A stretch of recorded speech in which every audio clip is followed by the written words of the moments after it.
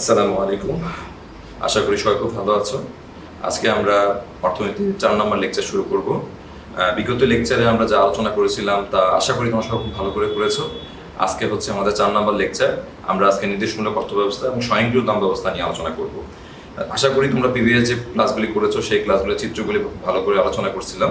তো সেই আলোচনার ক্ষেত্রে তোমরা চিত্রগুলি বাসায় এঁকেছো আশা করি। আসলে লকডাউনের মধ্যে তো সেরকম ভাবে তো আসলে ক্লাস চলতেছে না, যেহেতু ক্লাস চলছে না এরকম ভাবে সরাসরি ক্লাসের তো বিকল্প কিছু নাই। তারপরেও ভাষা অল্প অল্প করে প্র্যাকটিস করতে থাকো। আমরা চেষ্টা করতেছি তোমাদের জন্য আরো সুন্দর কিভাবে প্রেজেন্টেশন করা যায় ওই জিনিসটা তোমাদের কাছে প্রেজেন্ট করার জন্য। তো আজকে ক্লাসটা আমরা শুরু করি। আজকে ক্লাসে আমরা নির্দেশমূলক অর্থব্যবস্থা শুরু করবো। চলো আমরা স্ক্রিনে আসি। তো আজকে আমরা আলোচনা করতেছি নির্দেশমূলক অর্থব্যবস্থা।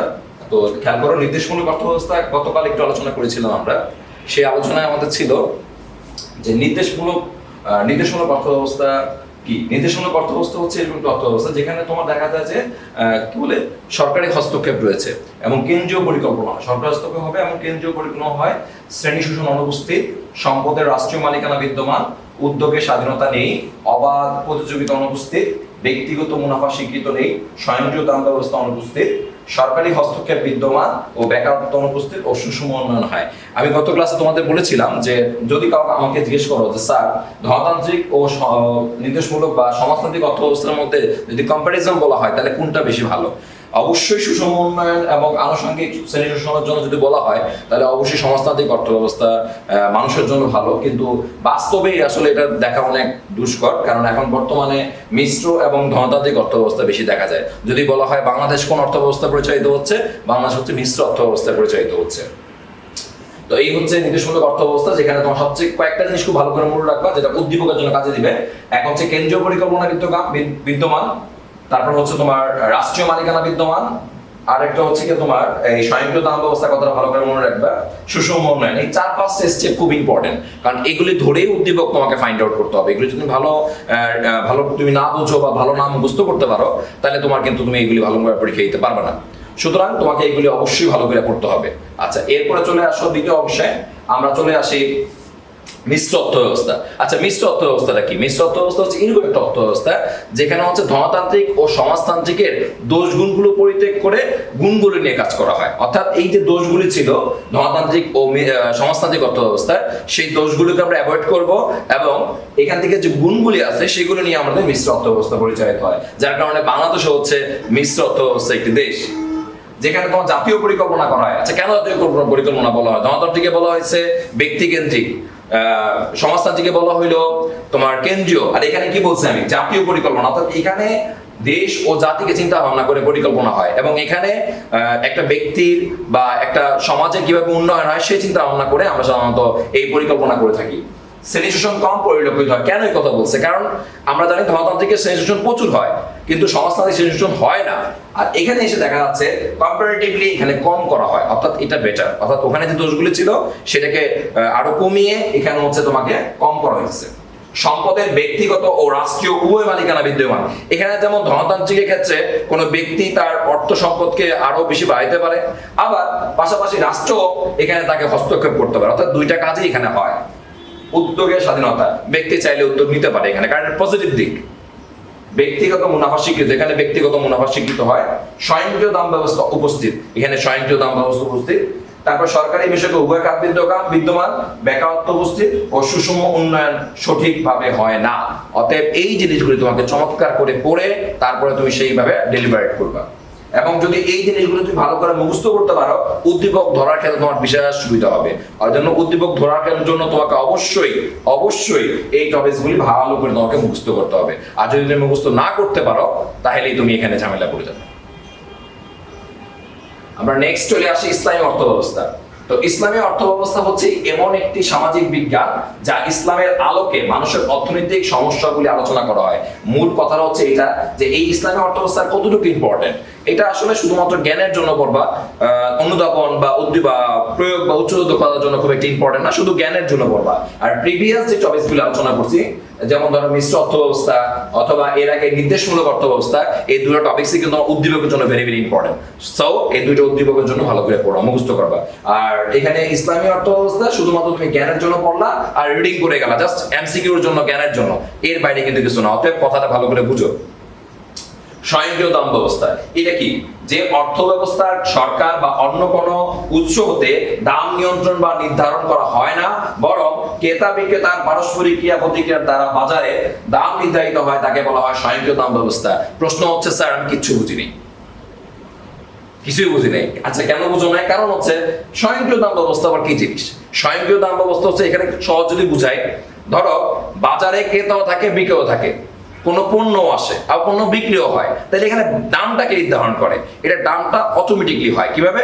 ধরো বাজারে ধরো দরকার হচ্ছে 5টা পণ্য, যদি 10টা পণ্য চলে আসে বাজারের দাম কি হবে? কমে যাবে, পণ্যের দামটা কমে যাবে। এটা কে করলো? এটা স্বয়ংক্রিয়ভাবে হইলো।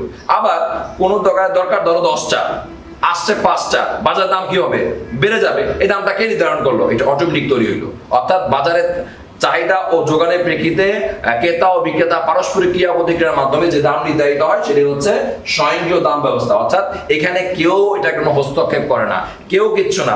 বাজারে পণ্য যেমন আসবে, চাহিদা যোগানের উপর নির্ভর করে যে দাম নির্ধারিত হয় তাকে আমরা কি বলবো? স্বয়ংক্রিয় দাম ব্যবস্থা। আমি আবারও বলতেছি, এখানে বাইরের কোনো হস্তক্ষেপ নাই, কেউ কোনো একটা কন্ট্রোল করতে পারবে না। বাজারে যে পরিমাণ দরকার সেই পরিমাণ যদি কম আসে, দেখা যাবে যে দামটা বেড়ে যাবে।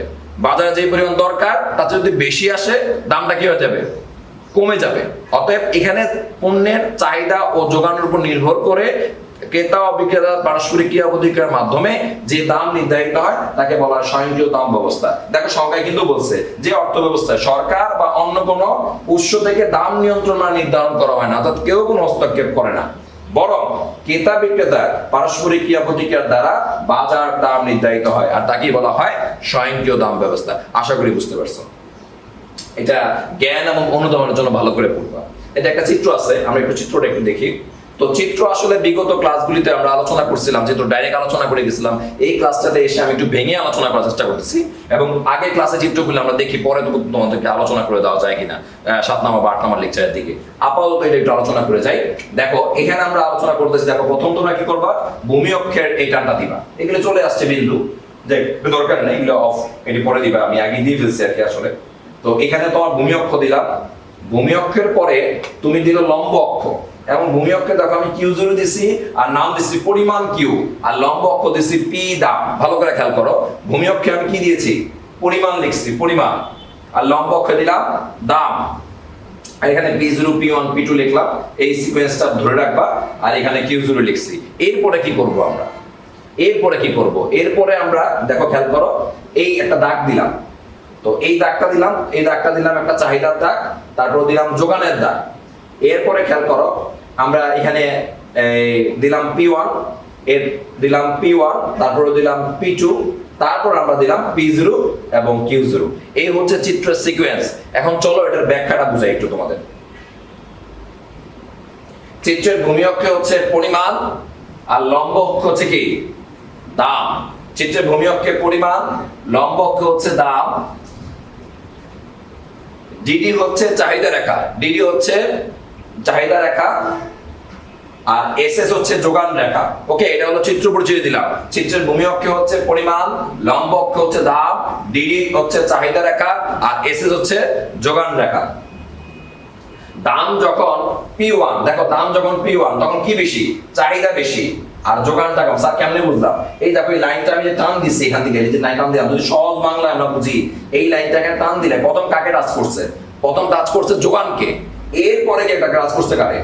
চাহিদাকে। তার মানে যোগানটা কম। ভালো করে খেয়াল করো, এটা হচ্ছে যোগান রেখা। তো যোগান রেখা উপরেও যোগান, নিচেও, এটা চাহিদা রেখা, উপরেও চাহিদা নিচেও চাহিদা। তাহলে এখান থেকে যখন টান দিলাম, প্রথম টাচ করেছে কাকে? যোগানকে, পরে টাচ করছে কাকে? চাহিদাকে। তার মানে যোগানটা এই পরিমাণ, যোগানটা হচ্ছে এই পরিমাণ, অল্প, এখান থেকে এই পরিমাণ হচ্ছে যোগান, আর এইখান থেকে এই পরিমাণ হচ্ছে চাহিদা। একটা কমন সেন্সের কথা, যে যোগান যদি কম থাকে আর চাহিদা যদি বেশি থাকে, তাহলে বাজারে কি তোমার ভারসাম্য হয় নাকি? চাহিদা আর যোগান যখন সমান হয় তখন ভারসাম্য হয়, কিন্তু এখানে যোগানটা হচ্ছে কম আর চাহিদাটা হচ্ছে বেশি। তার মানে চাহিদা বেশি আর যোগান কম হইলে তাহলে নিশ্চয়ই সেখানে ভারসাম্য হবে না। তাহলে তুমি কি লিখবা, দাম যখন OP1 তখন চাহিদা বেশি যোগান কম, চাহিদা বেশি আর যোগান কম, ফলে কি হবে, দাম বাড়বে। কারণ যদি চাহিদা বেশি হয় প্রোডাক্টের দাম অটোমেটিক্যালি বেড়ে যায়। তাহলে দাম যখন P1 তখন যোগান কম চাহিদা বেশি, ফলে দামটা কি পরিমাণ বৃদ্ধি পাবে। আবার তুমি দাম বাড়ে যদি আমি OP2 করি, দেখো কি হয়, এবার কাকে টাচ করছে বলো দেখি, এবার আগে টাচ করেছে হচ্ছে চাহিদাকে, আর দূরে কে, দূরে হচ্ছে যোগান। তাহলে চাহিদা কম যোগান বেশি। তো বাজারে যদি চাহিদা কম হয় আর যোগানটা যদি বেশি হয় তাহলে কি ঘটনা হবে, তোমার দরকার হচ্ছে 5 জন লোক, আসছে হচ্ছে 10 জন লোক। তার মানে কি হবে, তুমি নিশ্চয়ই ওই সেম টাকা দিয়ে করবে না, কম টাকা দিয়ে করবা। তার মানে কি, চাহিদা কম যোগান বেশি, ফলে দাম আবার কি হবে, কমে যাবে। আমি আবার একটু বলে দিচ্ছি, ভালো করে খেয়াল করো। চিত্রে ভূমি অক্ষের পরিমাণ, লম্ব অক্ষে দাম, ডিডি চাহিদা রেখা, এসএস যোগান রেখা। ওকে, শেষ। তারপরে বলো, দাম যখন OP1 তখন চাহিদা বেশি, এটাই তুমি লিখে ফেলবা বইয়ের মধ্যে বা খাতার মধ্যে। দাম যখন OP1 চাহিদার পরিমাণ বেশি যোগানের পরিমাণ কম, ফলে দাম বৃদ্ধি পাবে। আবার দাম যখন OP2 ফলে যোগান বেশি চাহিদা কম, ফলে কি হবে, দামটা হ্রাস পাবে। সুতরাং বলা যায় যে দাম যদি OP0 হয় তাহলে চাহিদা আর যোগান পরস্পর এই বিন্দুতে ভারসাম্য লাভ করে। এটাই হচ্ছে স্বয়ংক্রিয় দাম ব্যবস্থা। কথা বুঝাতে পারছি? এটাই হচ্ছে স্বয়ংক্রিয় দাম ব্যবস্থা। তাহলে আমি টপিকসটা আরেকবার বলতেছি, খাতা কলমে যদি লিখতে চাও লিখতে পারো। আমি আবার বলতেছি পুরো চিত্রটা, আবার বলতেছি। এটা হচ্ছে চিত্রের ভূমি অক্ষে হচ্ছে চাহিদার পরিমাণ, যোগানের পরিমাণ, বা চাহিদার পর যদি বলো তুমি, ভূমি অক্ষ হচ্ছে চাহিদা ও যোগানের পরিমাণ। চিত্রের ভূমি অক্ষে চাহিদা ও শুধু পরিমাণ নয়, এটা চাহিদা যোগানের পরিমাণ হবে। চিত্রের ভূমি অক্ষে চাহিদা ও যোগানের পরিমাণ, লম্ব অক্ষে হচ্ছে দাম, ডিডি হচ্ছে চাহিদা রেখা, এসএস হচ্ছে যোগান রেখা। এই হলো চিত্র পরিচিতি। আশা করি সময় নিয়ে আস্তে আস্তে লিখে ফেলবে এটা খাতার মধ্যে। এরপরে লিখবা, চিত্র থেকে দেখা যায় যে, চিত্র ব্যাখ্যা বলতেছি, চিত্র থেকে দেখা যায় যে দাম যখন OP1 তখন চাহিদার পরিমাণ বেশি, ফলে চাহিদার পরিমাণ বেশি এবং যোগানের পরিমাণ কম, ফলে দাম বৃদ্ধি পাবে। তারপর বলবা, দাম যখন OP2 তখন যোগানের পরিমাণ বেশি আর চাহিদার পরিমাণ কম, ফলে দাম কি হবে, হ্রাস পাবে। সুতরাং বলা যায় যে দাম যখন OP0 তখন এবং দাম যখন OP0 পরিমাণ যখন দাম যখন OP0 এবং পরিমাণ যখন OQ0, ফলে এই বিন্দুতে স্বয়ংক্রিয়ভাবে দাম নির্ধারিত হয়, ভারসাম্য লাভ করে। এই হচ্ছে এর লেখা। তা আশা করি তোমরা আমার ক্লাসটা খুব বুঝতে পারছো, কারণ এখানে আসলে কঠিন কিছু না, সহজ জিনিস। তো জিনিসগুলো যদি তুমি ঠিকমতো রিকগনাইজ করতে পারো তাহলে হচ্ছে জিনিসটা খুব ভালো করে বুঝবা। এটা কঠিন কিছু না, আশা করি বুঝতে পারবা, এটা কঠিন কিছু না। আমরা আশা করি ভালো করে পড়বো এবং এগুলি নিয়ে আলোচনা করব। সবাই ভালো থাকো, সুস্থ থাকো। ইনশাআল্লাহ আগামী ক্লাসে তোমাদের সাথে আবার কথা হবে।